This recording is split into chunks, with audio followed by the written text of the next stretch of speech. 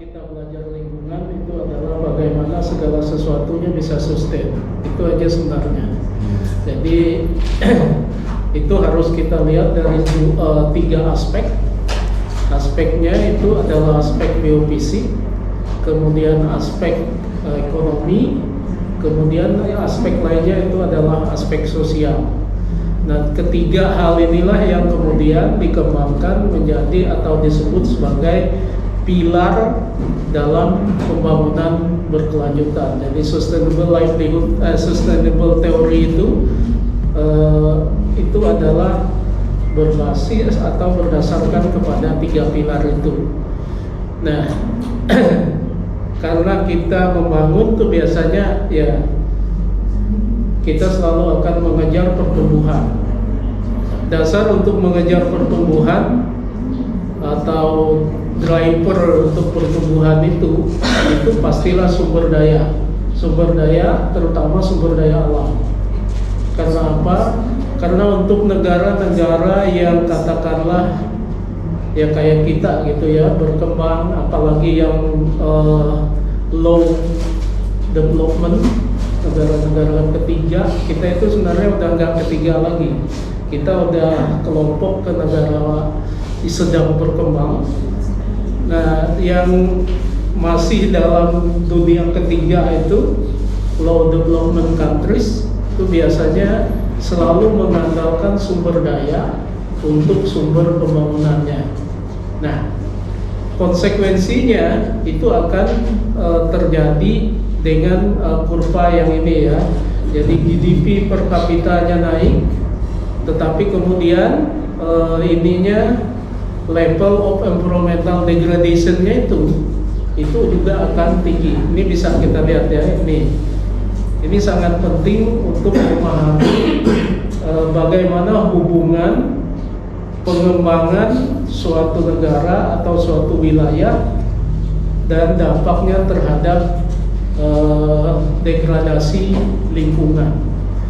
Kenapa ini terjadi? Ini adalah karena rata-rata pembangunan itu dimulai dengan eksploitasi sumber daya alam, kapanpun, dimanapun.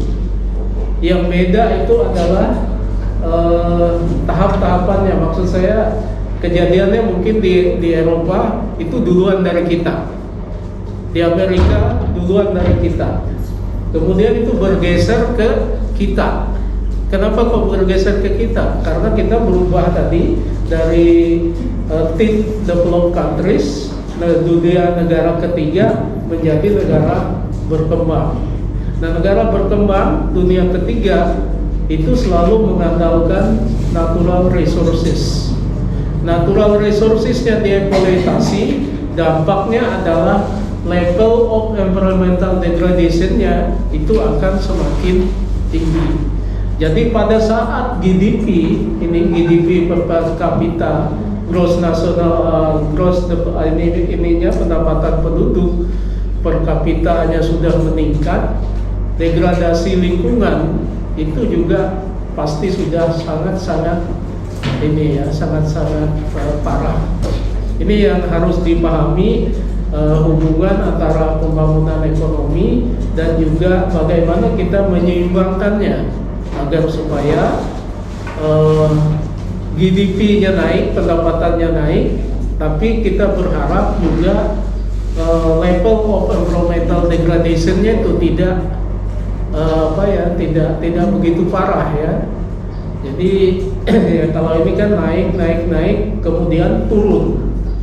Ini kan turun nih level environmental degradation-nya. Teorinya adalah mengatakan begitu kita udah sampai sini, pendapatan kita kan udah tinggi, tapi pada saat yang sama level of environmental degradation-nya juga tinggi. Pada saat kita punya pendapatan yang tinggi ini tadi, udah di sini ya, kemudian barulah kita bisa punya duit gitu ya untuk memperbaiki lingkungan. Jadi artinya kita itu menurut ini lupa saya kasih. Ini namanya teori Kuznets ya, Kuznets School. kurva Kuznets. Jadi kurva Kuznets itu setiap kenaikan GDP maka akan terjadi kerusakan lingkungan begini. Tapi begitu kita sampai pada suatu pendapatan di mana kita sudah tidak miskin lagi gitu teorinya, kita akan mampu memperbaiki kerusakan lingkungan. Nah, oleh karena itulah grafik ini kelihatan turun. Nah, dan ini memang benar kejadian ya. Jadi negara-negara yang sudah maju kayak Jepang, Eropa Barat, kemudian Amerika, dulunya kan mereka juga brutal ya, menghancurkan lingkungannya dalam rangka untuk meningkatkan sumber daya.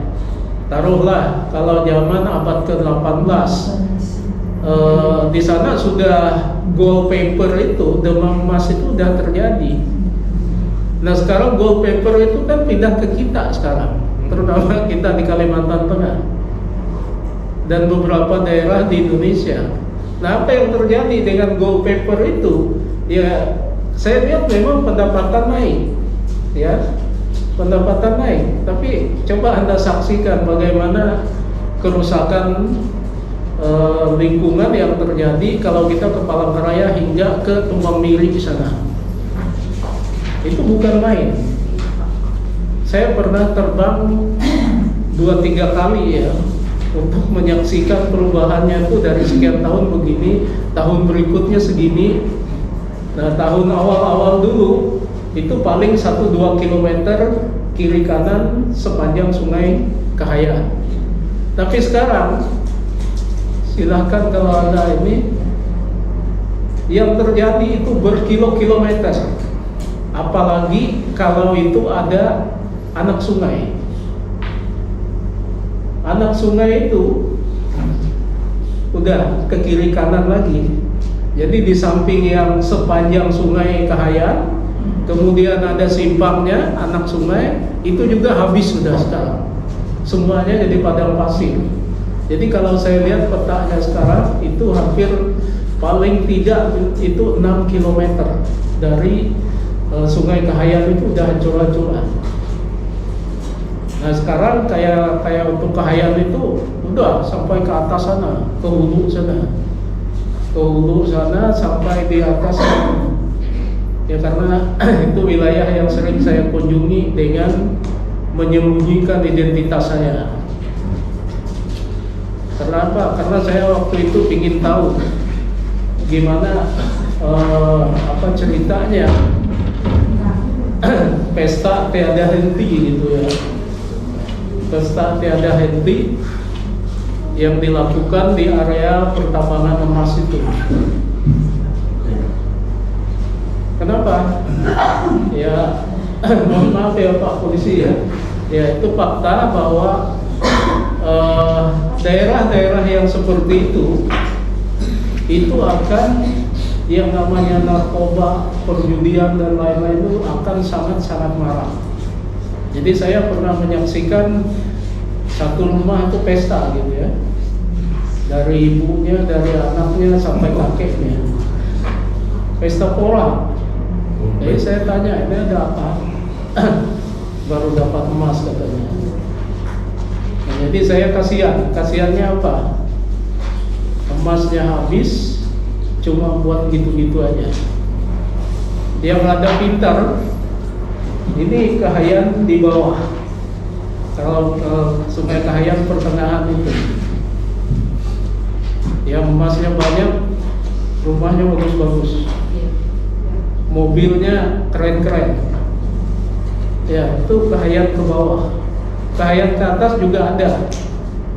Tapi banyak yang ini kejadian tuh kreditnya macet sekarang. Ya, kreditnya macet. Karena apa? Karena saya sering didatangin, Mak, milih atau mobil kayak itu. Ya, emangnya saya punya uang, bilang PGE gitu. Ya ada aja bilang, tapi bukan untuk beli mobil. Jadi ini yang terjadi ya. Jadi Bapak Ibu, yang harus dipahami untuk ini ya, untuk isu bagaimana agar supaya pembangunan itu jalan, kemudian lingkungan juga tidak terdegradasi, teorinya sudah ada. Cuman yang harus kita jawab sekarang itu adalah bagaimana menyeimbangkannya agar supaya rusak ya jangan terlalu rusak lah gitu. Tapi teori lain mengatakan seperti ini ya, yang Kuznetsov ini, nanti dulu katanya. Nanti dulu kita urus lingkungan itu kalau pendapatan kita sudah naik. Artinya negara baru sejahtera, baru bisa perhatikan lingkungannya kalau masyarakatnya pendapatannya sudah mencapai level tertentu. Nah pertanyaannya adalah level tertentu itu kilo berapa? Kapan itu bisa diperbaiki?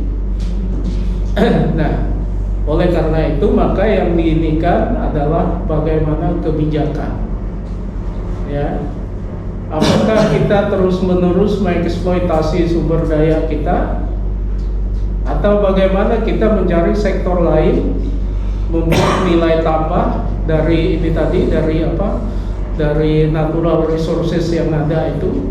Karena teori Kuznets ini dikembangkan berdasarkan pada kenyataan pada abad sebelumnya. Ya, abad sebelumnya itu kan ini raw material, tidak ada nilai tambah. Orang itu kalau tambah jual selesai. Atau kalau yang tempat kita itu hutan ya, hutannya habis, rakyatnya nggak sejahtera juga, tetap aja kayak gitu juga. Lalu kapan lingkungannya bisa diperbaiki? Kalau ternyata pendapatan yang diharapkan sampai sekian tadi itu juga tidak terjadi. Sehingga muncul lagi teori lain yang disebut dengan kutukan sumber daya alam, natural resources curse. Jadi teori Kuznets ini ada juga hubungannya dengan teori lain yang berhubungan dengan kutukan sumber daya alam. Apa bunyinya kutukan sumber daya alam tadi? Ya intinya adalah bahwa yang menderita atau yang menerima manfaat, yang menderita itu pasti on-site di sekitar di mana sumber daya alam dilakukan. Tapi pasti ada pihak yang diuntungkan. Lalu di mana itu? Ya kayaknya kita udah kejadian. Ya kalau Kalimantan Tengah, hutan habis, siapa yang makmur? Gak ada. Gak ada. Saya takutnya batu bara habis, gak ada juga yang makmur. Orang makmur yang mana? Ya orang Kaltengnya maksud saya. Dilihat dari sisi kenaikan pendapatan per kapita. Ada nggak? Rata-rata pendapatan per kapita kita naik karena adanya natural resources yang kita eksploitasi itu. Nggak ada Pak. Pengusaha aja Pak. Iya. Makanya akhirnya muncul teori itu tadi, natural resources curse, kutukan sumber daya alam. Jadi sumber daya alam itu tidak membuat masyarakat sekitar sejahtera, justru menderita. Nah minggu kemarin saya sampaikan hasil studi dari ini ya, hasil studi dari KPK yang menyatakan tidak ada satupun usaha pertambangan itu nilainya positif. Nilainya positif maksudnya itu adalah benefit yang diberikan dibandingkan dengan cost yang ditimbulkan. Jadi cost itu bukan cuma biaya produksi, tapi juga dihitung degradasi lingkungannya. Sehingga nilainya itu negatif. Lalu kenapa kita tetap aja nambang? Ya, kenapa? Ya itu tadi, pasti ada pihak yang diuntungkan, dan yang diuntungkan itu bukan tinggal di situ. Ya, makanya akhirnya saya lebih setuju tambang itu tambang rakyat.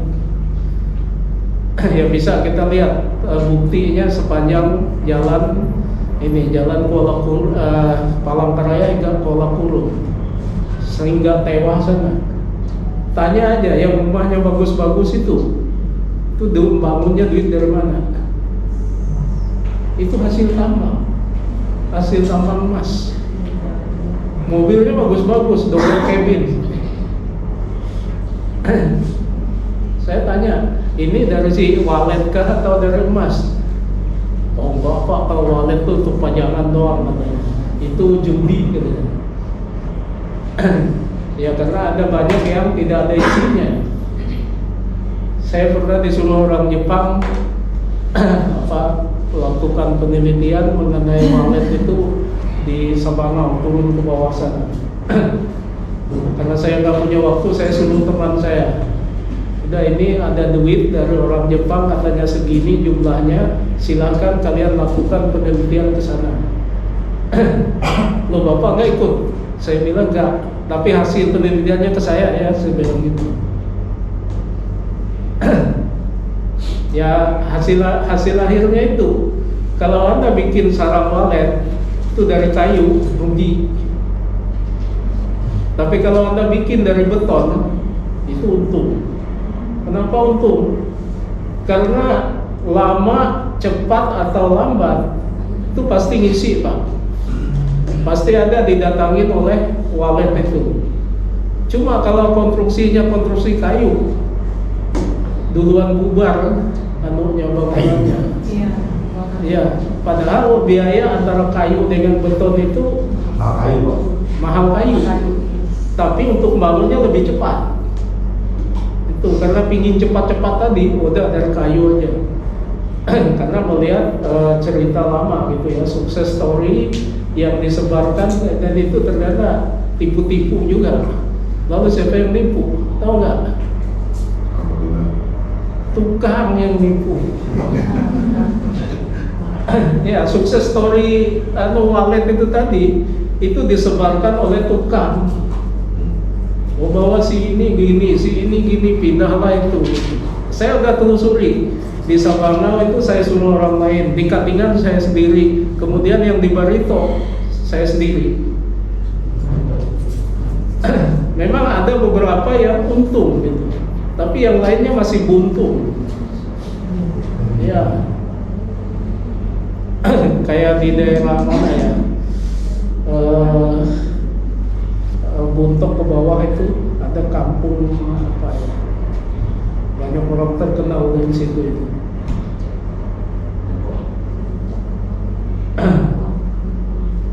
Apa ya, ada kampung itu kalau kita naik dari ini sebelah kiri kampungnya. Apa?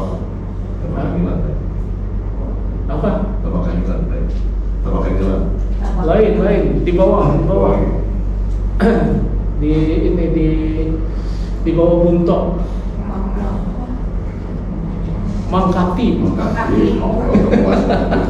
Ya, Mangkatip itu kan kampung lama itu. Ya sudah ada sejak zaman dulu. Ya di bawah Buntok itu. Ini Mangkatip.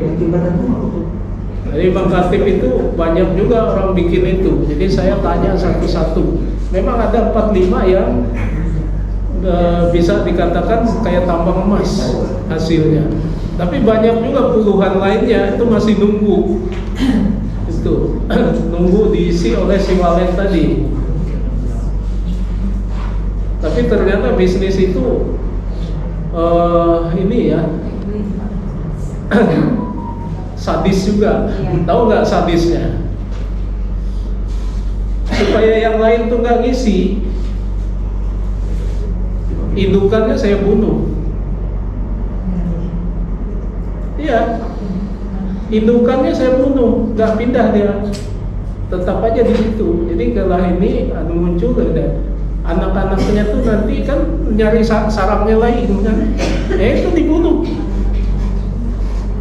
Yang lain nggak hidup-hidup juga, nggak masuk-masuk juga. Katanya orang itu bohong aja katanya kalau ini. Enggak, aku bilang saya lihat sendiri kok. Memang dipateni kalau orang Jawa gitu. Ya. Jadi Bapak Ibu semua, teori ekonomi, kemudian teori ekologi, kalau kita hubungkan, itu hubungannya adalah dengan degradasi ya. Degradasi inilah yang harus kita atasi. Cuman teori ininya, Kuznetsovnya mengatakan baru bisa kita perbaiki setelah sekian tahun setelah pendapatan kita naik. Dan itu memang fakta sekarang ya. Misalnya Jerman, Jepang dan lain-lain itu sudah mengembangkan bagaimana menilai lingkungan dan lain-lain, sehingga ya ada teori akuntansi lingkungan dan lain-lain itu kan Jepang itu awal mulanya, kemudian sekarang dikembangkan oleh UNEP, UN, United Nations Environmental Protection-nya bekerja sama dengan World Bank. Ada banyak teorinya tentang itu.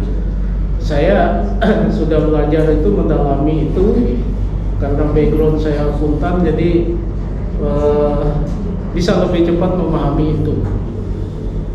Yang pertanyaannya itu adalah dunia belum sepakat mengenai unit of measurement-nya.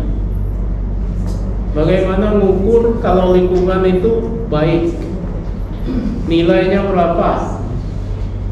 Nah, akhirnya kan muncul alternatif lain. Alternatif lain seperti ini, seperti perdagangan karbon itu. Itu sebenarnya adalah upaya orang mencari nilai ekonomi dari suatu upaya dalam rangka untuk memperbaiki lingkungan. Jadi dihitung dari turunnya emisi karbon. Ya, BANO-nya, teori awalnya itu adalah environmental accounting. Ya, jadi orang berusaha menguangkan yang ini itu berapa gitu, kapan itu bisa dilakukan, dan harusnya bagaimana mekanismenya agar supaya degradasi itu bisa lebih baik. Kemarin saya lihat statementnya siapa ya, saudaranya presiden kita itu,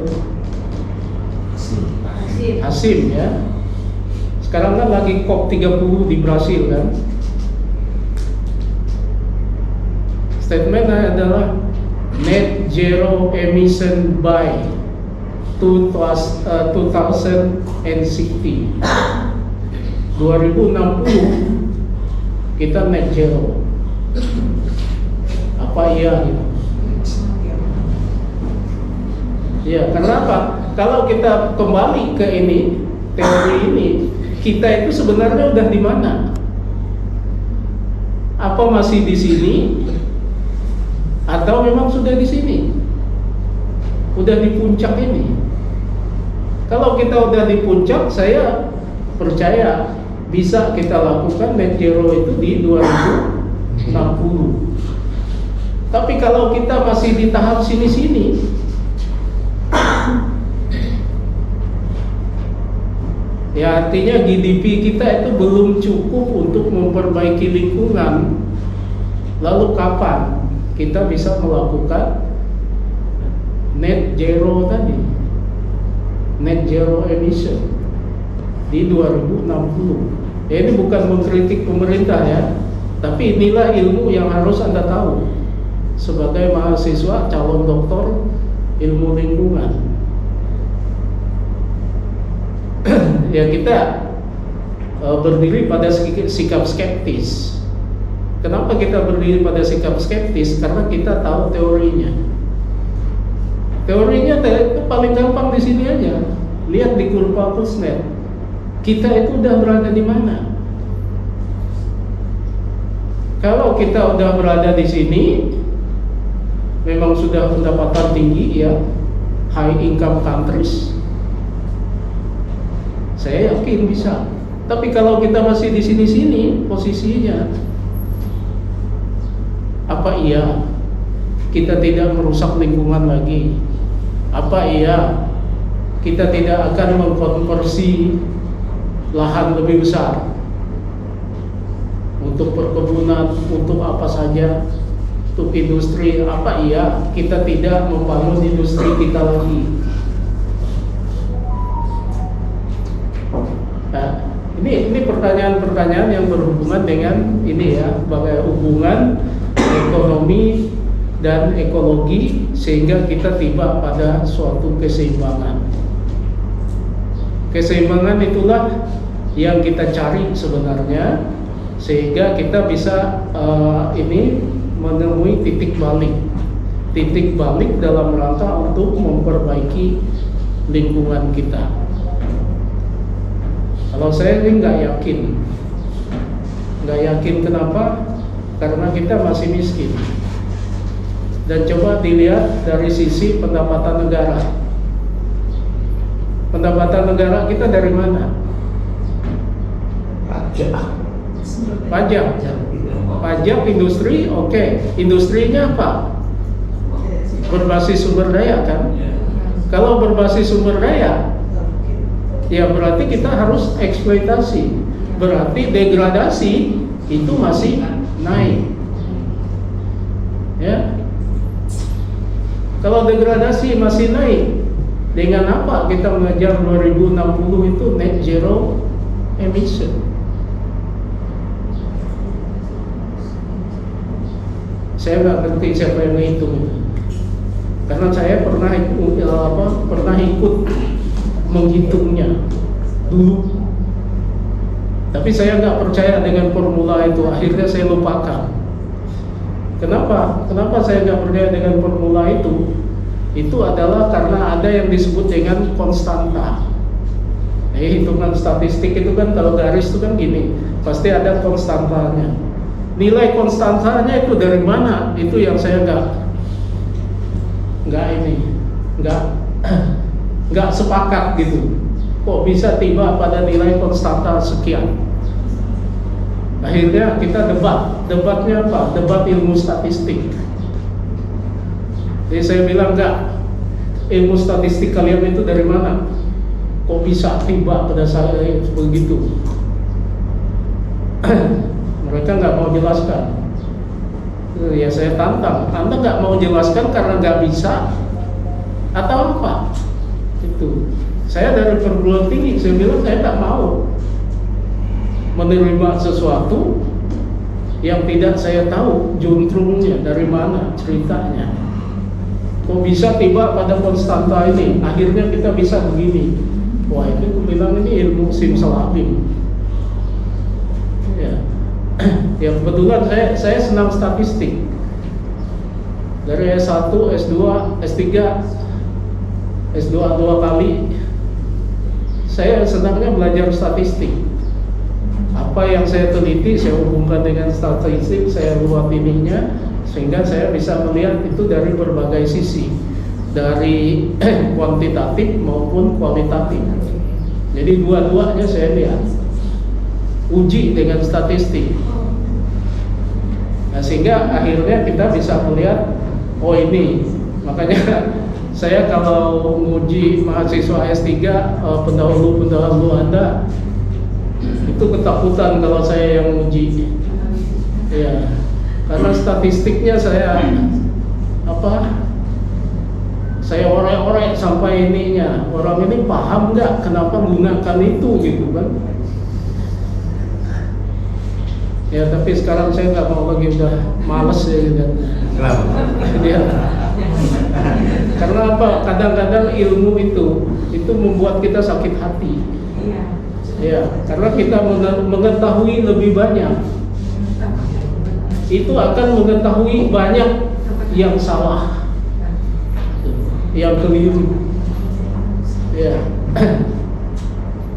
jadi ya makanya harus dibuat tuh bagaimana kita seimbang juga. Ya udah, salahnya begini, ini benarnya begini gitu. Jadi dilihat aja netral kita lihatnya, sehingga kita bisa tiba pada suatu pemahaman yang bijak gitu ya. Nah seperti ini ya, saya katakan Pusnetnya mengatakan begini, kita Indonesia itu udah di mana?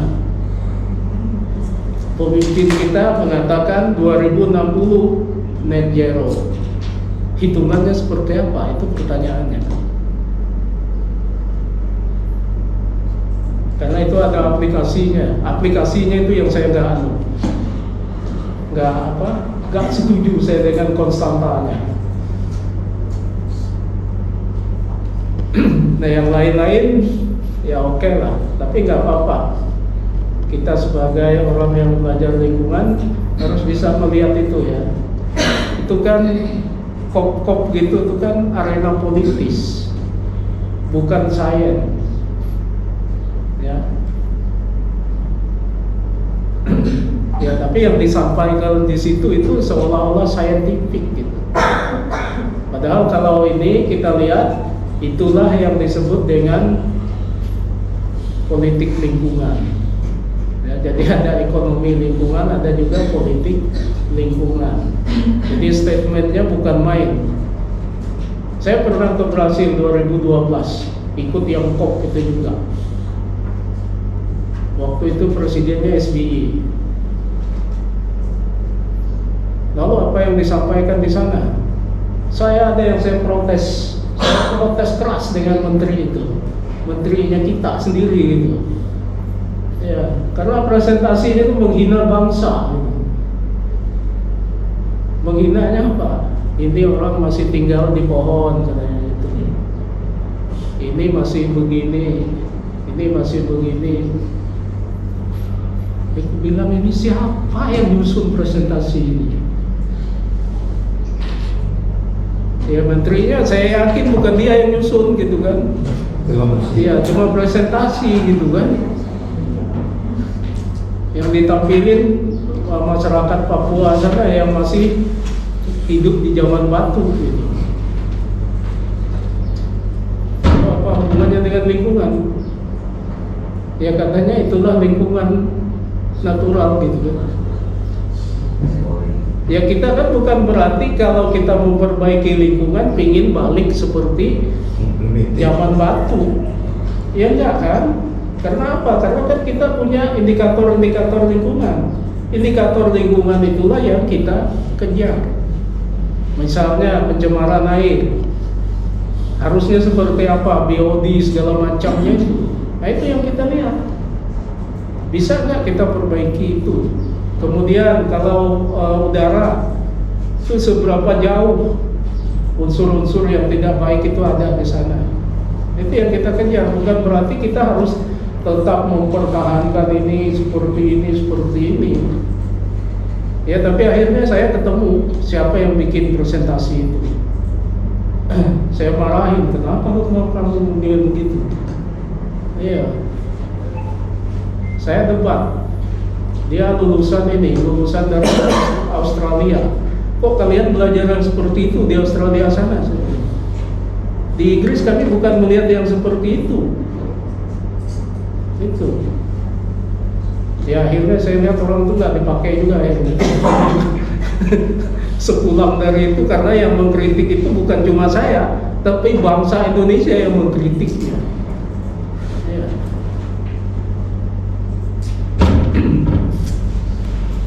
Di hal-hal seperti itu, Bapak Ibu, saya kira yang harus diketahui dari sisi ekonomi ya. Nah ini teori tadi natural segala macam itu. Kemudian karena juga saya ini ya berbicara tentang kebakaran karhutla. Karena ini isu lain yang juga sangat berhubungan dengan ini tadi ya, keberlanjutan tadi. Nah kita pada masa-masa kebakaran dan lain-lain itu biasanya panik. Tapi yang aneh itu, yang dekat situ tempatnya kebakaran itu adem ayem aja, diem aja. Kita yang heboh. Karena apa? Karena kita merasa oh ini tidak baik, ini tidak ini bagi bangsa begini dan seterusnya. Akhirnya kita bergerak. Dan itu adalah pendekatan dari ini top down ya, atas yang bergerak ke bawah hingga sampai lapangan. Sementara orang lapangannya diam-diam aja. Jadi saya melihatnya harus ada perubahan ya, ada perubahan dalam rangka merubah itu semua ya. Jadi pendekatan-pendekatan untuk kebakaran dan lain-lain itu haruslah berbasis pada tapak. Kenapa? Dan ini tidak cuma untuk masalah ini ya, masalah kebakaran, tapi juga untuk semua kasus lingkungan. Yang harusnya bergerak itu adalah tapak. Misalnya kita lihat sekarang dampak dari penambangan emas itu ya. Gak pernah ada tuh yang berpikir bagaimana memperbaikinya. Padahal itu tanahnya dia. Yang dulunya adalah ladangnya dia. Yang dulunya adalah kebun rotan, kebun karetnya dia. Makanya saya sangat khawatir dengan masyarakat di Kalimantan Tengah ini, terutama di dua das. Das Kahayan dan juga Das Kapuas bagian atas. Karena apa? Mereka merusak sumber daya alam berupa lahan. Padahal disitulah sebenarnya sumber daya mereka. Lahan ladang, lahan kebun yang dulunya tempat tempat untuk berladang, tempat untuk berkebun itu udah nggak ada. Nah yang rusak tadi yang saya katakan dulunya cuma 2 km, sekarang jadi 6, itu adalah tanah-tanah subur yang ada di dua das itu, yang bisa digunakan untuk pertanian. Nah jadi apa artinya? Orang-orang ini kan menghancurkan sumber daya di mana mereka sangat tergantung. Jadi mereka degrade natural resources, padahal itu mereka sangat bergantung pada itu. Natural resource itu dihancurin, padahal mereka sangat itu ya tergantung dengan itu tanahnya. Karena tanah subur di Das Kahayan, Das Kapuas itu pastilah kiri kanan sungai. Lepas dari itu pasti nggak subur. Karena tanah-tanah itulah yang sebenarnya adalah tanah aluvial, tanah mineral aluvial yang secara pertanian itu pasti subur. Tapi itu dihancurkan habis. Lalu kemana? Nah, ini pertanyaannya ya, karena orang hidup itu sebenarnya dimulai dengan ketahanan pangan. Kalau mereka nggak punya sumber pangan, lalu gimana? Berarti kan mengandalkan uang untuk beli. Sekarang pertanyaannya adalah uangnya datang dari mana? Ternyata dari sesuatu yang tidak sustain. Ya tidak berkelanjutan. Makanya saya bilang saya suka sekali bahwa anak-anak saya lihat Kahayan ini sampai ke Muara, kemudian lihat Kahayan ini sampai ke hulunya di sana. Saya selalu tanya, gimana kampung itu yang kita lewati tadi? Wah, ada apa? Itu orang-orangnya dulu nanti itu seperti apa? Tapi kalau kita ke bawah, Kahayan ya, dari Pulang Pisau ke bawah sana, ya sepanjang ini ke bawah, saya lihat orang itu punya masa depan. Masa depannya lihat dari mana? Dari natural resources yang ada, dari tanah yang mereka miliki. Tapi kalau kita naik ke Kahayan ke ini ke sana, nggak ada tuh lahan pertaniannya. Padahal orang itu apa? KTP-nya petani. Kalau petani nggak punya tanah, mau hidup dari mana? Oke, sekarang masih bisa hidup dari tambang emas dikit-dikit. Setelah emas kan zirkon. Lalu setelah zirkonnya mana? Saya udah 5 tahun ini bolak-balik area Pujun sana. Saya pingin bikin buku, pingin bikin jurnal, bukan ngarang gitu ya, bukan ngarang jurnal, tapi berdasarkan apa yang saya amati selama beberapa tahun. Jadi saya lihatnya, waduh kasihan ini orang, kebun nggak punya, hutan sudah habis, sekarang lagi nambang zirkon, dulunya emas, pindah ke zirkon. Setelah itu apa lagi? Ya saya bilang ke mereka, habis ini kita nambang pasirnya. Lalu jual di mana Pak? Saya bilang kita jual ke Singapura. Ya tapi saya dimarahin tuh sama Pak Teras Narang. Gampang aja Pak, aku bilang itu. Mengatasi bagaimana dampak peti di Sungai Kahayan. Kita jual aja pasirnya Pak. Jual kemana? Singapura bilang gitu kan. Ya supaya Singapura itu bisa tambah luas anunya, luas kampungnya. Ya. Teman-teman saya dari Malaysia banyak tuh yang mau. Kapan kita mulai bisnisnya? Saya lihat perizinannya, ternyata bisa aja sebenarnya jual pasir. Tapi jual pasir untuk bangunan. Tapi kalau jual pasir untuk Singapura, berarti Singapura akan gunakan pasir itu untuk reklamasi. Ya kan?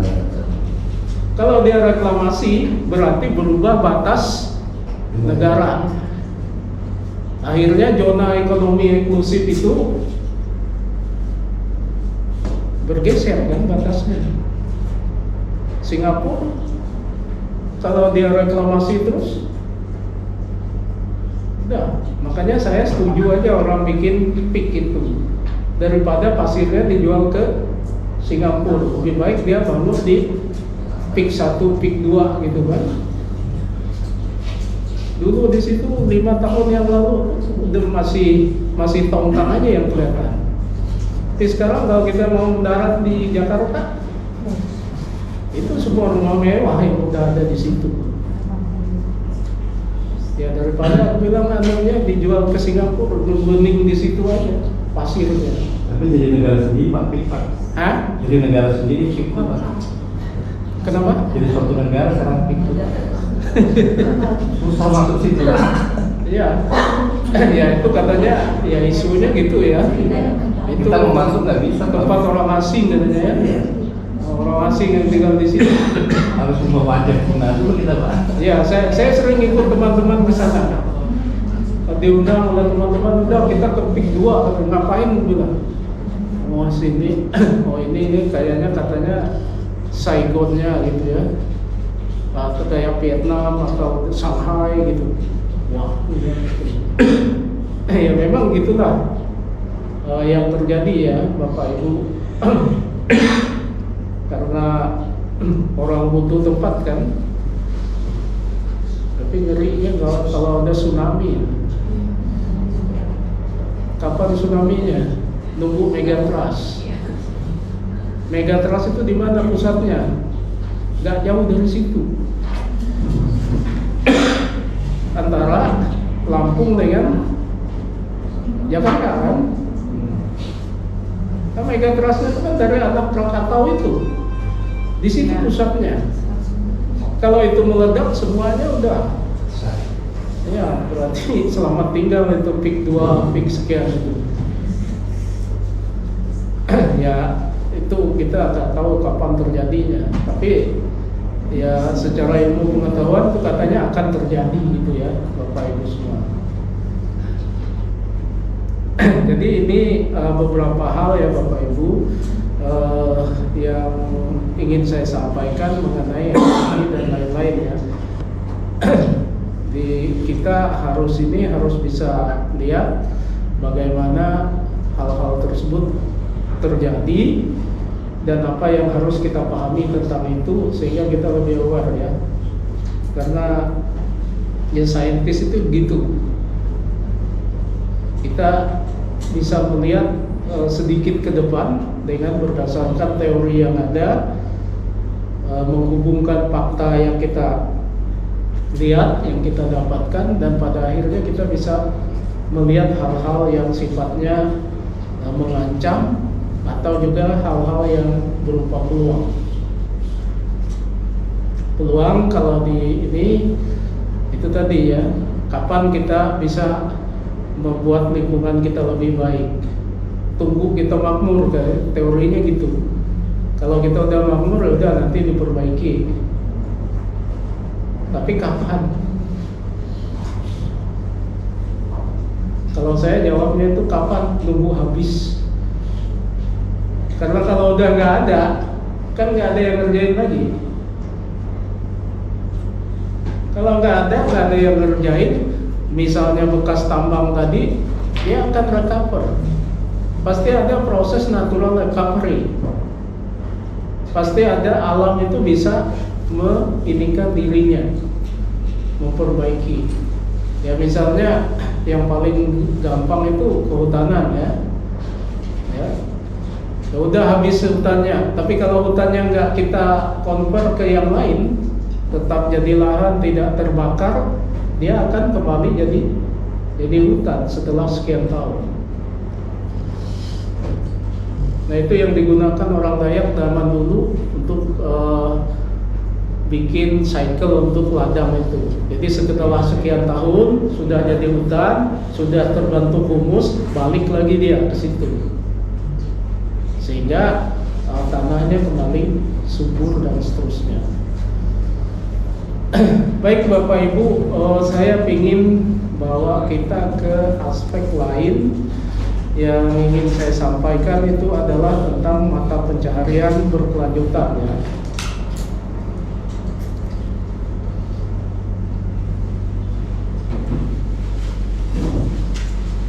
Di kuliah kemarin dengan yang barusan saya sampaikan itu adalah pengantar ya Bapak Ibu.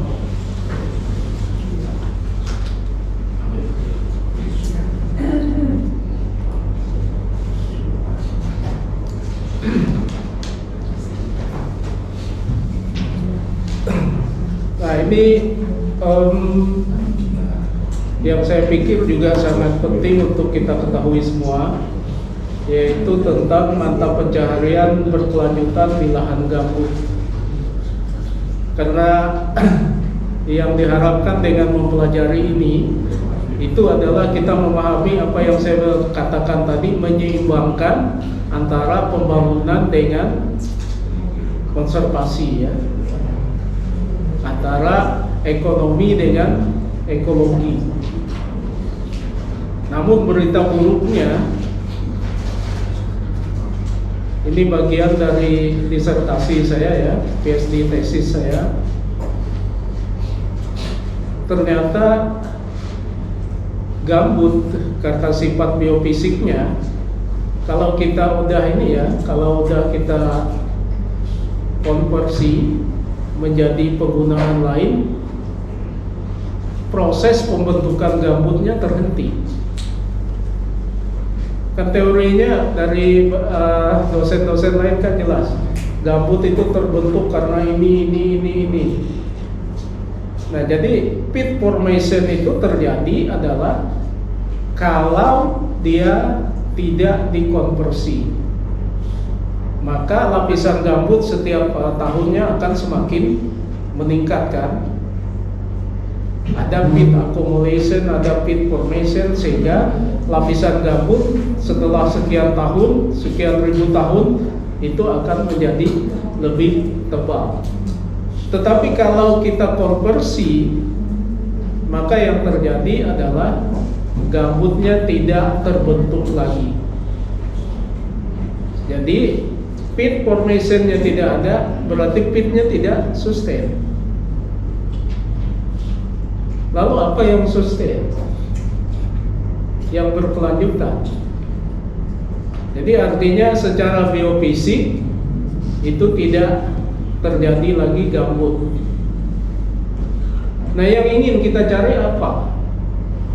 Kan tadi ada 3. Ada biofisik, ada ekonomi, ada sosial. Lalu bagaimana dengan yang duanya itu? Ini yang ingin kita lihat dari mempelajari sustainability di lahan gambut. Karena jelas kalau kita konversi, gambutnya berhenti terbentuk. Berarti sampai di situ gambut tidak sustain. Karena apa? Teorinya kan jelas. Kalau gambut kita konversi, maka yang akan terjadi adalah peat oxidation, peat compaction, subsidence. Artinya lapisan gambut tidak ada lagi, tidak terbentuk. Yang ada adalah perubahan proses kimia terhadap gambutnya sendiri. Yang dulunya mungkin berupa akar-akaran ya, daun dan segala macam, sekarang dia berubah menjadi tanah. Makanya ada gambut gambut yang matang, setengah matang, dan gambut yang sudah fibrik, hemik, saper gitu ya. Nah, tapi peat formation-nya dari ini tadi, dari tumbuh-tumbuhan dan lain-lain kan udah nggak terjadi. Yang akan terjadi kalau kita konversi itu adalah perubahan kimiawi dari gambut itu sendiri. Dan berita bagusnya itu adalah ternyata kalau dia terjadi subsiden, terjadi pencucian, airnya bisa kita ini pH-nya bisa kita turunkan, maka gambut itu akan subur. Jadi Bapak Ibu jangan heran kenapa para perusahaan sawit itu gambut pun dia sikat. Karena apa? Dalam jangka panjang gambut itu akan menjadi pupuk. Jadi semakin lama dibuka, proses oksidasi dan lain-lain itu kan terjadi. Kalau kemudian airnya bisa kita atur sehingga terjadi pencucian, area itu pH tanahnya maka akan menjadi mendekati ideal untuk tumbuh-tumbuhan. Dan pada akhirnya maka tanah itu akan menjadi subur. Nah ini juga yang saya teliti, tapi ini khusus untuk tanaman pangan, utamanya padi. Jadi teori dasarnya itu bahwa secara biofisik gambut dikonversi dia akan berubah. Tapi perubahan itu butuh waktu. Butuh waktu berapa lama? Lama. Penelitian saya itu mengungkap hingga 20 tahun. Makanya di kuliah awal kemarin saya katakan saya mendukung food estate itu terus dikerjakan. Karena apa? Karena kalau tahun ini dikerjakan, tahun depan enggak, kemudian ditinggal balik lagi, perubahan proses kimiawinya itu, perubahan pH, perubahan kesuburan dan lain-lain itu tidak terjadi kontinu. Tapi kalau digarap terus-menerus, dia akan terjadi perubahan yang kontinu. Dan dia pada suatu saat akan subur. Mau buktinya, lihat aja sekarang yang di daerah Pulang Pisau, Belanti ya. Nah itu Belanti dan lain-lain, dari Sanggang segala macam desa dan daerah situ. Itu prosesnya terjadi seperti itu. Ya. Apa yang mendukung daerah itu kok bisa subur? Itu ternyata kalau menurut pendapat saya itu adalah karena pengairannya baik. Jadi terjadi sirkulasi air. Air Kahayan, air dari Sungai Kapuas juga masuk, sehingga itu terjadi pencucian. Karena terjadi pencucian, pH-nya tanah maupun airnya itu semakin menuju netral. Kan pH gambut itu kan 3-4. Ya, pH tanah gambut. Nah, pH dengan pH 3-4 itu impossible bisa digunakan untuk tanam padi. Lalu apa yang dilakukan? Yaitu terus melakukan perbaikan terhadap irigasinya, kemudian bisa ditambah juga untuk mengontrol pH keasaman tadi, itu misalnya dengan kapur dan lain-lain.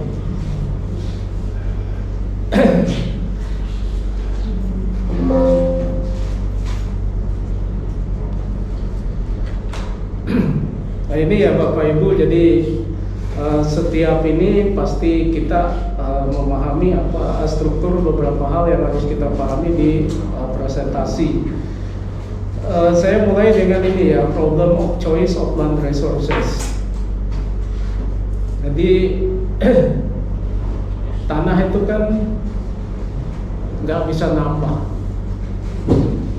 Jadi kalau secara teori ekonomi, kalau mau kaya ya Bapak Ibu,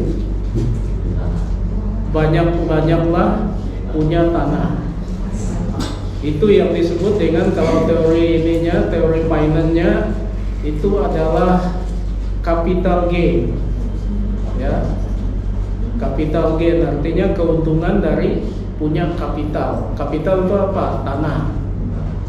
Makanya saya kalau punya uang saya beli tanah.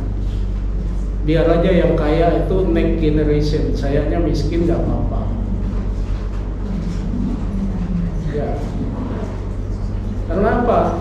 Kan teori ekonomi jelas, supply-nya tetap, tapi permintaan semakin naik. Akhirnya harga pasti naik.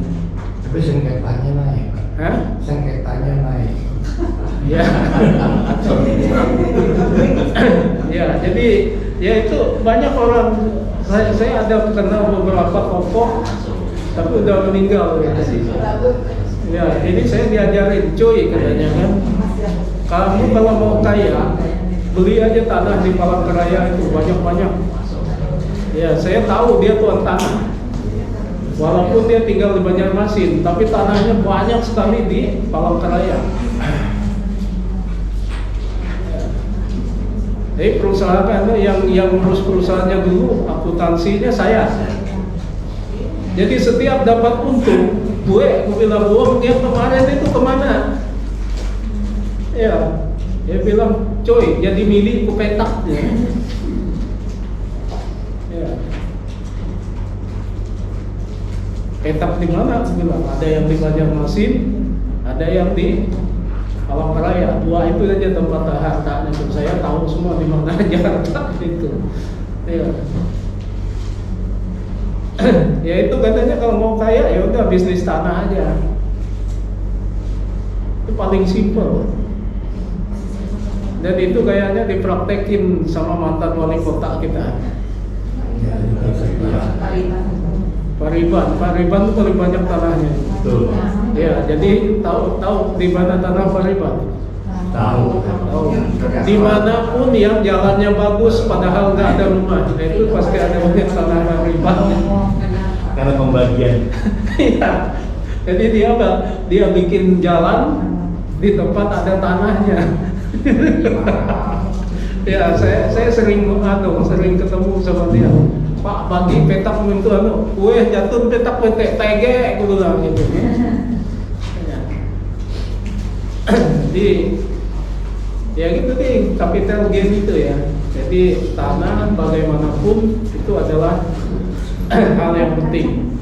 Nah, baik, kita lihat ya Bapak Ibu. Ini yang disebut dengan problem of choice ya.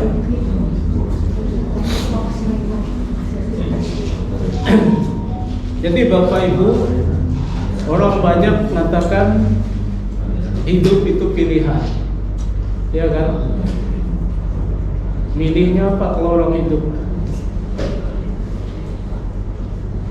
Kira-kira kalau orang hidup itu milih apa?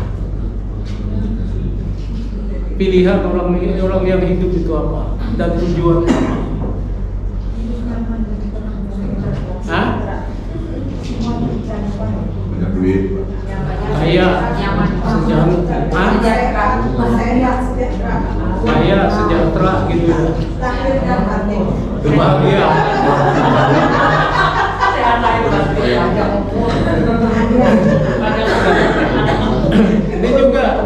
kita dihadapkan kepada resources ya, khususnya gambut, kita juga punya pilihan ya Bapak Ibu. Ya pilihan hidup tuh banyak ya. Katanya yang terjadi di hidup kita itu tergantung apa yang pernah kita pikirkan. Dan saya percaya itu. Ya. Sepanjang hidup saya, waktu kecil, saya dengar aja yang namanya apa itu radio suara BBC itu. Waktu saya SD. Ternyata perjalanan hidup saya bisa nginjak studio BBC London itu. Ya. Karena apa yang ada di pikiran saya harus sampai ke Inggris, sekolah di sana. Sejak saya kecil. Ternyata waktu saya usia 30 sekian sampai.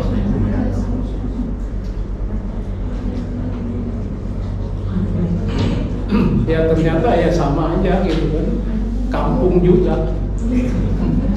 Ya kalau kota ya kota juga gitu, sama aja. Jadi kalau orang pergi-pergi itu kan bisa menikmati, kalau saya nggak bisa lagi. Kalau ke kota itu nggak bisa nikmati saya, stres saya. Makanya saya paling senang itu akhir minggu gini, itu tinggal di kampung sana. Ya baik Bapak Ibu. Jadi maksud ini ya, kalau kita dihadapkan pada pilihan untuk sumber daya khususnya untuk iklan gambut, kita punya dua pilihan. Pertama itu adalah sebagai resource for development untuk sumber daya pembangunan. Dan yang kedua itu adalah conservation. Artinya kita akan dihadapkan pada dua tema yang saya awalkan tadi, ekonomi dan ekologi. Lagi-lagi itu yang kita diperhadapkan. Sehingga kalau kita lakukan maka misalnya untuk development itu bisa untuk agriculture, mining, forestry, plantation, infrastructure. Lalu apa yang harus kita lakukan? Itu adalah kita mengeringkan. Iya kan? Kalau kita mau gunakan gambut, berarti kita harus mengeringkan. Karena nggak mungkin kita gunakan dalam kondisi natural yang basah itu kan. Pasti kita bikin saluran, bikin apa sehingga itu menjadi kering, di-drain. Lalu apa tujuannya? Itu adalah maximize total value. Artinya yang kita gunakan, kita usahakan, tujuannya untuk apa? Itu adalah optimalisasi value-nya. Nah, optimalisasi value, kalau kita lihat dari sini, conservation, berarti yang harus kita lakukan itu adalah bagaimana gambutnya dibuat tetap basah. Makanya yang kita usahakan itu terbalik. Ini di drain, ini dibikin basah, wetting.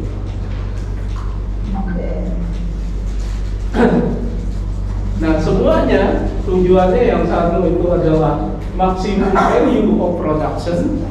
Kemudian yang ini adalah maximize ecological function. Ya, jadi bagaimana kita memaximize ini? Itulah tujuan konservasi. Kalau pembangunan tujuannya adalah total value of production. Sehingga pada akhirnya itu bagaimana? Titik temunya di mana? Kan tadi kita kan selalu mencari keseimbangan toh. Kita akan lihat ketemunya di mana. Ini dalam rangka apa? Dua-duanya ketemu. Itu adalah optimalisasi untuk ekosistem services. jasa lingkungan. Jasa lingkungan, provisioning, regulating, supporting, dan juga untuk masalah kultural. Nah, dua-duanya sebenarnya itu adalah punya nilai. Cuman manusia lebih lihat ini yang bernilai. Ini tidak bernilai. Kenapa ini tidak bernilai? Karena nggak ada harganya di pasar. Padahal ini akan bisa terjadi maximize kalau fungsi ekologinya ini juga optimal. Airnya tersedia dan lain-lain. Tapi kalau ini rusak, yang ini juga rusak sebenarnya. Lalu yang terjadi adalah ekosistem services itu menjadi tidak ada. Itulah kenapa kalau kita dihadapkan pada pilihan begini ya Bapak Ibu, sebagai orang lingkungan kita harus melihat dua sisi. Sisi fungsi sebagai fungsi produksi, sisi lain sebagai penyedia ekosistem services. Ya. Jadi sebenarnya development and conservation itu harusnya hand in hand, beriringan, bukan saling meniadakan. Dan itulah sebenarnya yang mau diinikan, mau dipraktekkan, mau diimplementasikan dengan teman-teman yang membuat AMDAL itu. Jadi sisi produksi dengan sisi ekologi itu hand in hand. Produksinya kita dapat, nilai ekonominya kita dapat, tetapi harapannya adalah ecological function-nya itu juga tetap ada.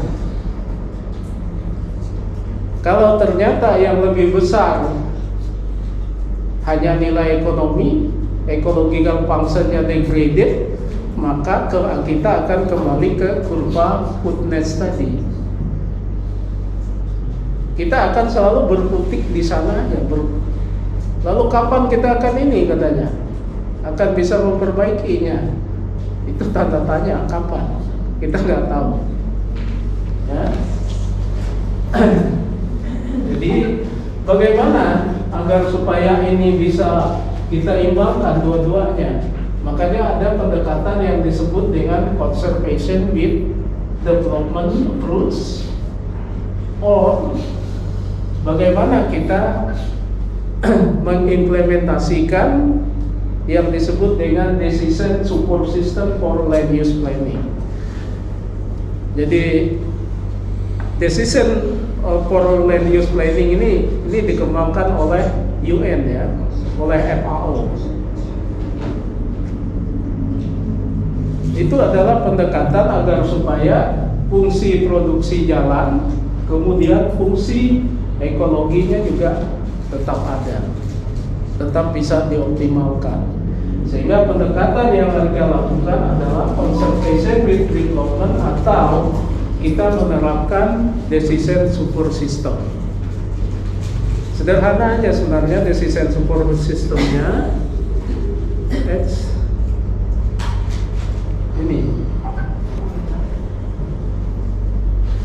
Ini decision support systemnya, kita pertama melakukan land evaluation.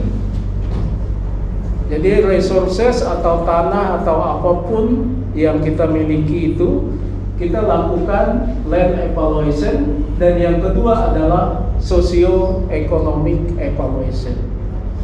Maka 3 pilar tadi ya, biofisiknya kita lihat, ekonomi itu adalah ekologi, kemudian ekonomi, dan juga sosial. Sehingga teori mengenai sustainable development dengan menerapkan decision support system ini kita lakukan. Lalu apa yang dilakukan? Pertama itu adalah kita membuat land resources database. Tentang apa aja? Ya tentang soil. Bagaimana tanahnya? Ini nanti sesuai untuk apa? Nah, tetapi untuk gambut itu dinamis. Ini orang yang nggak kadang-kadang teman-teman yang suka ngomong itu, wah ini food estate merusak lingkungan. Benar, nggak ada yang namanya land conversion dari forest menjadi bentuk apapun penggunaan lain itu pasti menyebabkan dampak lingkungan, itu pasti semuanya. Cuman pertanyaannya adalah kita bisa lihat itu biar sejauh mana, kan ada indikatornya. Indikator lingkungan yang masih baik itu seperti apa, dan seterusnya. Makanya akhirnya kita lakukan land resources database, soil, climate-nya seperti yang lain-lain seperti apa, ada resourcesnya, sumber daya yang ada di situ apa aja. Kemudian juga kita menginginkan land use database-nya. Tanah itu bisa digunakan untuk apa aja berdasarkan analisis yang awal tadi. Soilnya seperti apa, airnya seperti apa, dan lain-lain. Kemudian crop yield itu crop requirement, artinya syarat tumbuhnya apa. Sehingga pada akhirnya kita bisa melihat semuanya. Jadi multiple goal optimization, ujungnya adalah kita bisa memilih yang terbaik dari berbagai opsi. Jadi kita bisa lakukan select best land use. Opsi apa? Nah, ini sangat tergantung sebenarnya Bapak Ibu ya. Sangat tergantung pada keadaan tanahnya. Kalau kita lihat gambut, awal-awalnya begini, mungkin yang bisa ditanam cuma nanas. Ya, awal-awalnya bisa cuma nanas gitu. Karena nanas itu adaptif terhadap pH yang cukup ini, dan dia juga bisa tumbuh di gambut jenis apa yang paling atas, saprik, humik, fibrik ya, fibrik ya.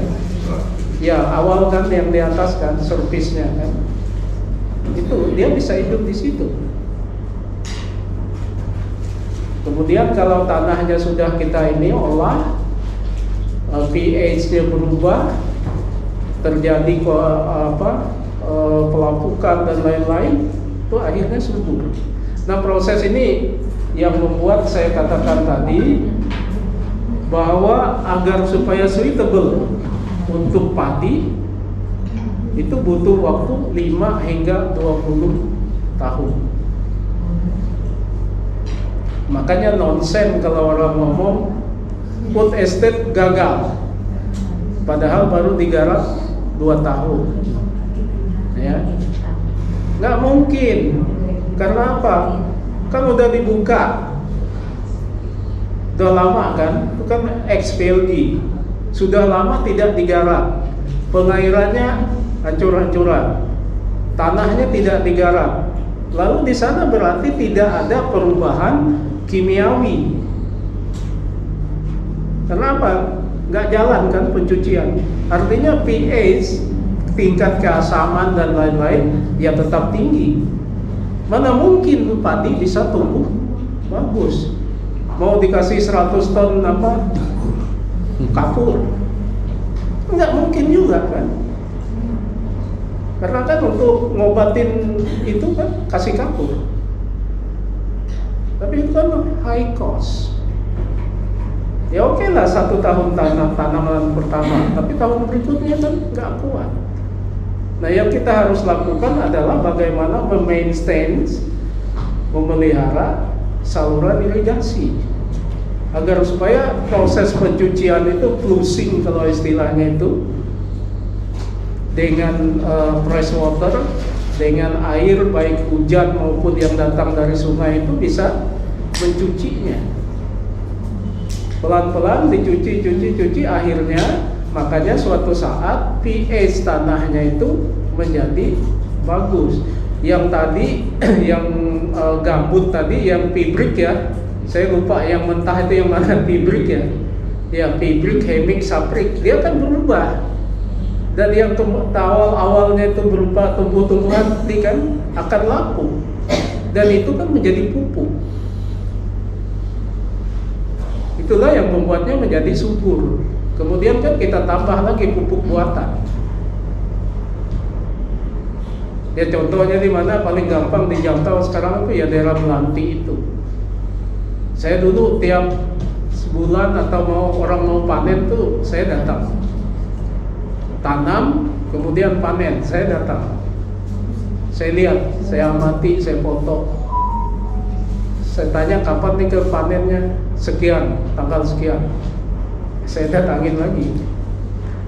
Karena saya ngamatin harga dan juga ngamatin produksi.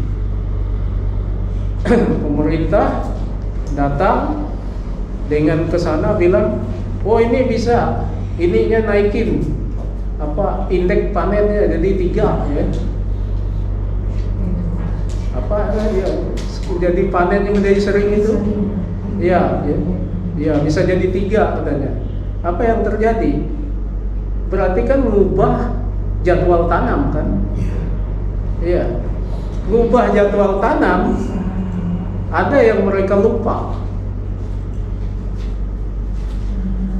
apa? Pertama lupa musim hujan kapan, kemarau kapan. Yang kedua adalah musimnya penyakit, hama dan penyakit. Lupa mereka. Orang itu udah tahu kapan musim tikus. Lalu kalau diubah musim tanam, pas tikusnya lagi gatal giginya gitu, habis. Iya, langsung diinikan bahwa food estate gagal.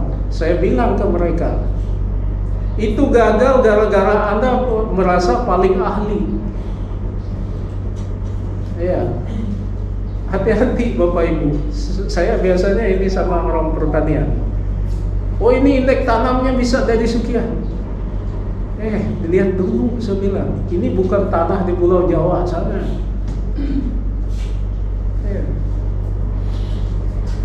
Yang semuanya bisa dikontrol. Kan bisa dikontrol sana. Air bisa dikontrol. Hama dan penyakit karena udah nggak ada hutannya kan, gampang aja. Jadi apa yang terjadi kalau kita ubah gitu? Pas lagi tumbuh ininya kan, pas musim tikus, langsung diserbu. Kenapa? Itu bukan pengalaman orang situ aja. Saya sendiri pernah lakukan, nangis saya. Apa nangis? Karena ladang saya itu luasnya 6 hektar. Ya, 6 hektar. Saya menggunakan ilmu saya sendiri. Saya menanamnya sesuai dengan kalender yang seharusnya. Saya tanam tunggal segala macam 6 hektar itu. Apa yang terjadi? Saya panen duluan. Nah, padi saya masak duluan. Punya orang kiri kanan muka belakang itu belum. Punya saya berbuah duluan. Yang terjadi apa? Ya udah, punya saya yang diserbu semua. Ya. Dalam jangka waktu 3 malam habis itu 6 hektar. Selesai. Kayak disabit aja. Diinduk sama tikus. Ya sampai sekarang tanahnya kosong. Nggak saya tanam saking frustasinya saya. Ya ada daerah food estate itu. Kalau kita turun ke food estate, sebelah kanan ada tanah saya. 8 hektar.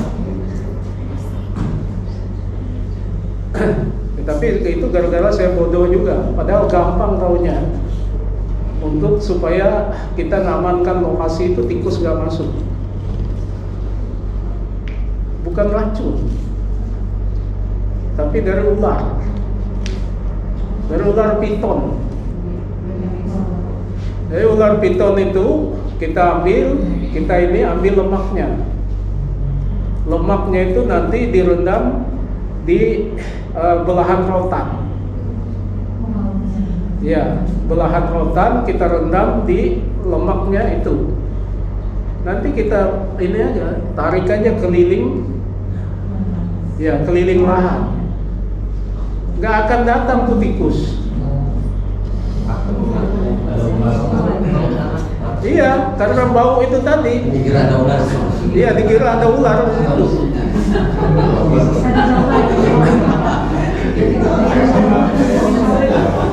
Iya, saya sudah praktekkan itu benar. Saya praktekkan di area sekitar 1 hektar. Aman. Iya. 1 hektar nggak didatangi tuh oleh si tikus itu.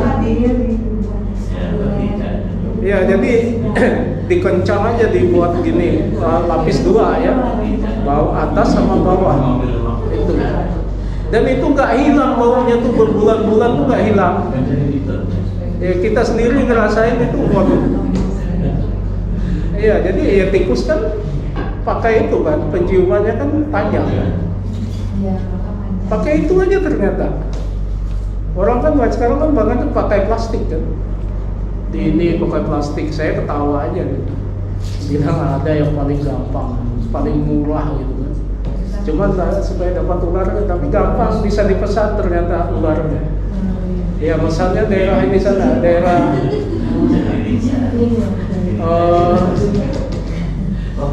Kapuas ke arah apa itu? Ya di situ ada orang jual di situ. Kita bisa pesan ular di situ, ular sawah. Ya.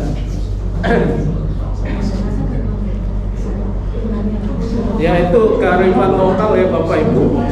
Jadi apapun itu, yang penting adalah kita memahami bahwa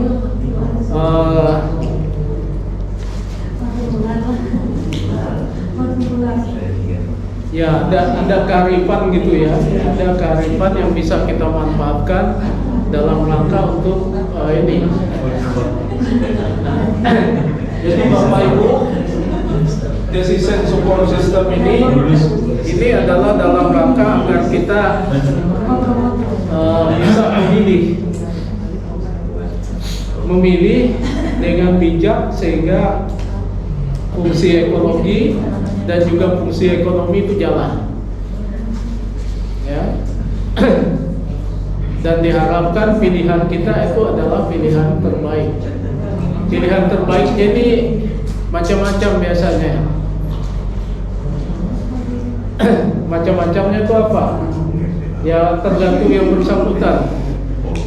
Dia kalau menilai bahwa best land use optionnya itu adalah secara ekonomi, udah dia akan melupakan yang satunya.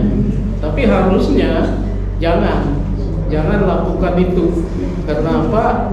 Fungsi ekologi itu pasti punya fungsi mensupport produksi. Ya, artinya siklus alami yang ada di alam itu jangan kita abaikan. Itu pasti dia punya pengaruh terhadap produksi. Ya, kalau itu kita lupakan mungkin di awal-awal oke, tapi lama-lama itu jadi sumber persoalan. Ya, jadi saya kira gitu ya Bapak Ibu. Fungsinya agar bisa kita tetap pertahankan sehingga pada akhirnya kita bisa menilai best option itu yang mana.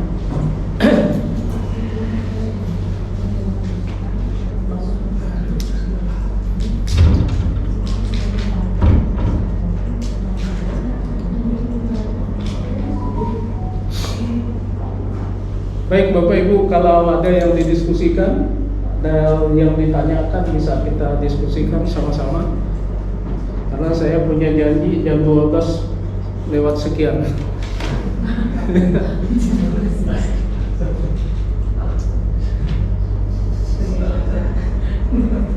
Ya silakan kalau ada pertanyaan Bapak Ibu. Gak apa-apa. Kalau saya bisa jawab, saya jawab. Kalau enggak, kan saya lempar aja balik ke Anda. Kan gitu gampang. Kan saya bilang kan diskusi. Iya. Iya. Izin Pak. Ya. Saya belum jelas terkait dengan teori gambar. Kalau dikonversi maka gambar itu akan lama-lama menjadi buku. Itu pertanyaan saya ini maksudnya ini kan berlangsung berapa tahun, kemudian terkait dengan apa itu program kita selama ini yang rehabilitasi itu, apakah juga rehabilitasi itu bisa menjadikan tanah gambut itu lama-lama menjadi pupuk gitu. Ya. Karena rehabilitasi itu kan ada tahun pertama, tahun kedua, dan pemeliharaan itu sampai tahun berapa idealnya gitu. Karena di aturan itu kan kita hanya sampai 3 tahun saja. Secara hasil itu seperti itu. Kemudian ini tadi itu yang pengaturan irigasinya itu akan mencuci gambut, kemudian apa itu lama-lama pH-nya akan menjadi normal. Itu saya belum jelas soal itu kok, mau menjelaskannya. Ya, makasih. Yang di lapangan seperti apa nih? Ya. Oke ya. Jadi gambut itu kan terdiri dari ini, kayak yang di atas kan mentah kan. Yang gambut apa tadi yang mentah itu? Hibrik ya. Di bawahnya hemik ya. Hemik di bawahnya lagi saprik ya. Jadi, nah kan yang di atas itu tadi kan berupa tumbuh-tumbuhan. Itulah yang nantinya bisa berubah jadi pupuk. Kapan dia bisa jadi pupuk?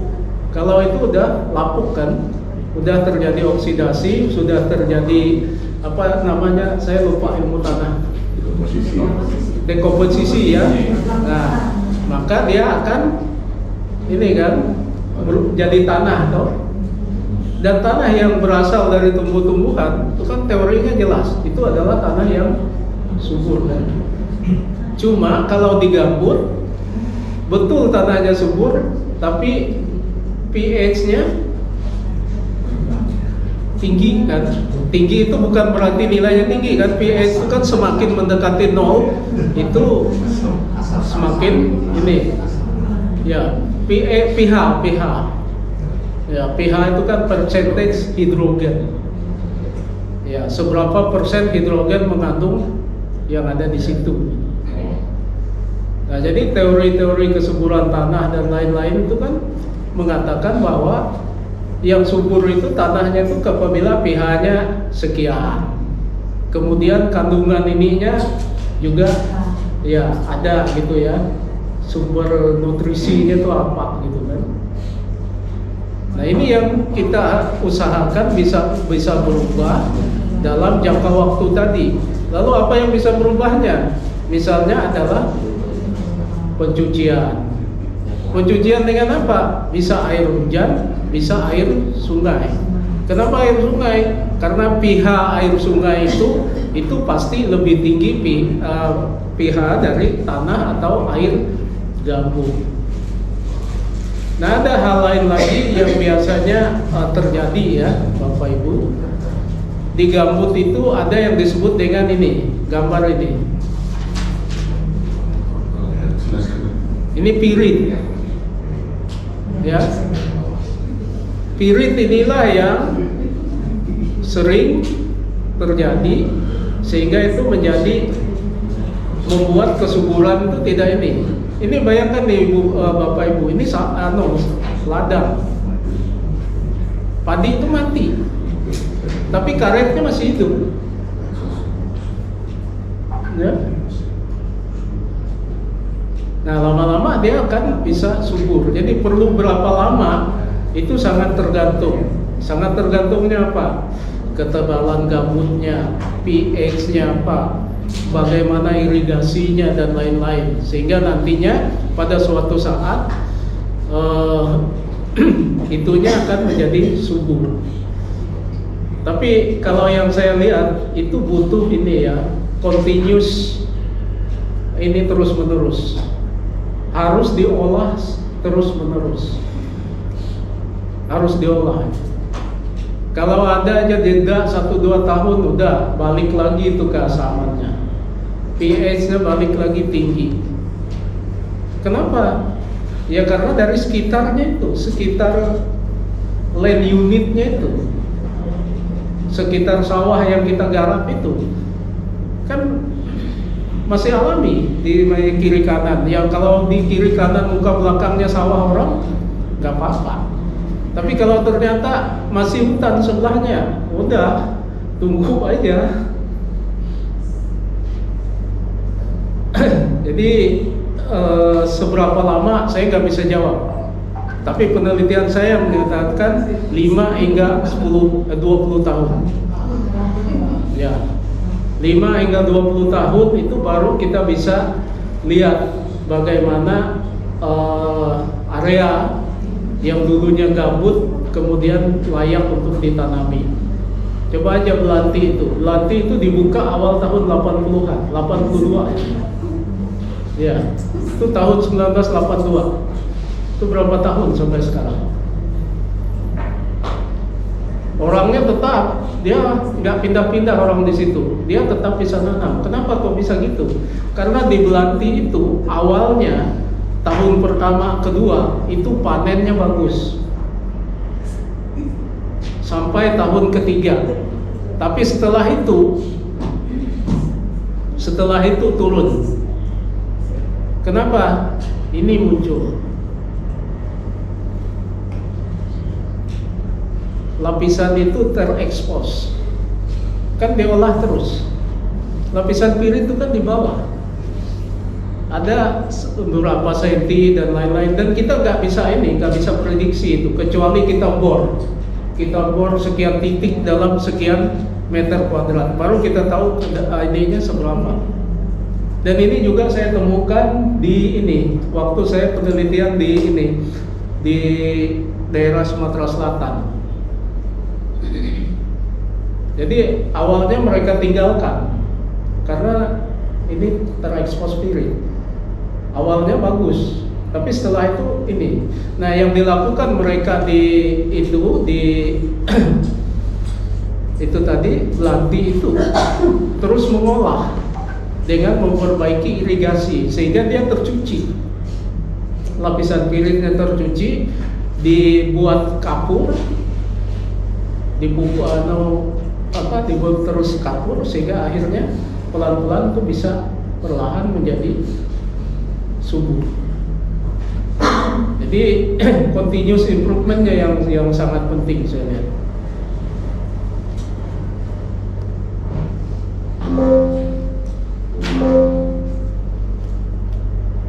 Ya itu jawaban saya. Jadi bagaimana prosesnya, saya kira silahkan mempelajari proses ini, kesuburan, tentang kesuburan tanah. Itu teorinya teori lain ya. Makanya saya katakan yang biofisik saya nggak begitu sentuh. Saya cuma melihat dampak dari biofisik itu kepada produksi dan juga kepada kepada sustainability.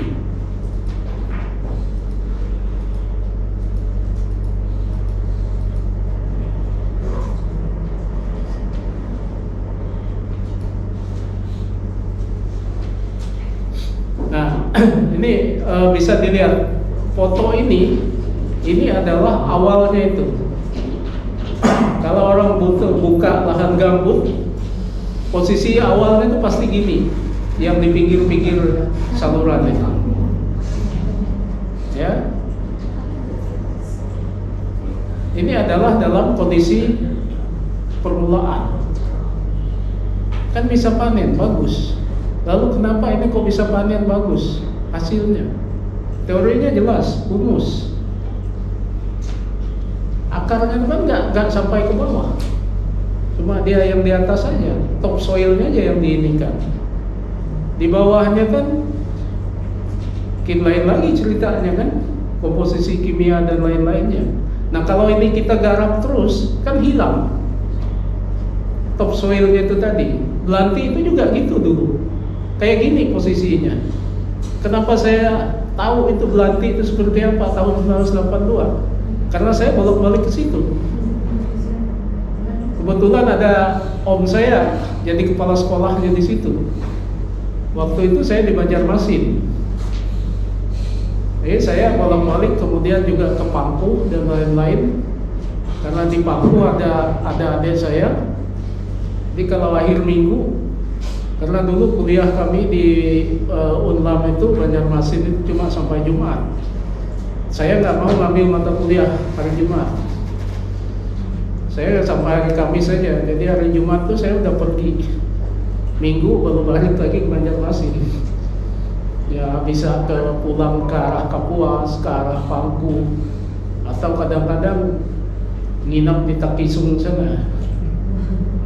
Ya saya punya teman akrab dulu, dia udah meninggal. Jadi kami dua itu kompak. Jadi kalau kuliah itu cuma sampai hari Kamis. Jumat tuh nggak ngambil gitu mata kuliah. Karena kadang-kadang yang Jumat itu mata kuliah pilihan. Jadi kita nggak ngambil mata kuliah pilihan yang diberikan di hari Jumat. Kita ngambil mata kuliah yang Senin sampai Kamis saja. Agar supaya bisa liburan. 3 hari libur kan, Jumat, Sabtu, Minggu. Ya, jadi kondisinya itu begini ya Bapak Ibu. Di awal pasti seperti ini fotonya, pemanfaatan lahan untuk ini. Lama-lama ini kan hilang. Ini kan kelihatannya itu dari warnanya. Akhirnya apa? Ya bisa jadi begini, kayak yang di bawah ini. Hilang top soilnya, bisa jadi begini dan seterusnya.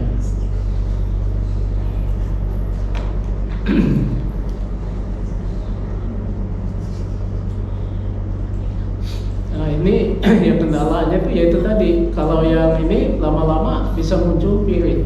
Piritnya ini yang kita manage sebenarnya dengan pencucian tadi, sehingga ininya juga bisa tercuci pelan-pelan.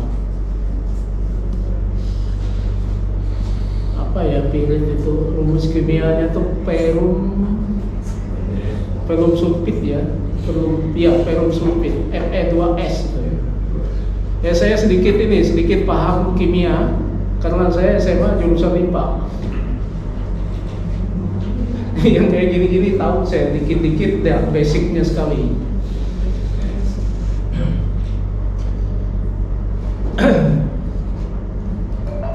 Baik Bapak Ibu, itu saya kira yang bisa saya sampaikan. Sudah jam 12. Saya akhiri kuliahnya. Mohon ini, saya lupa kemarin ngasih ya. Ya, ngasih ini slide ya. Ya, nanti saya kirim ya. Saya lupa. Nanti saya kasih. Kalau absensinya Pak? Absen apa? Absensi di Silvernya Pak, Ibu Lili aja Pak untuk absen. Absen di mana? Silver. Waduh, saya nggak pernah buka saya. Iya, coba dibantu Bu Lili aja. Ya. Karena memang itu kan setiap kali masuk kan harus di ini katanya.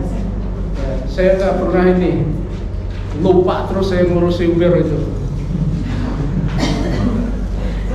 Karena kadang-kadang Uber di apa? Diserang itu. Kasihan teman-teman di apa? Yang ngurusnya, tik. Diserang apa? Judol. Website jurnal diserang. Lalu tadi saya tanya, kenapa sih begitu? Karena ini ada Pak Irwel minta ada komen. Saya nggak bawa tuh.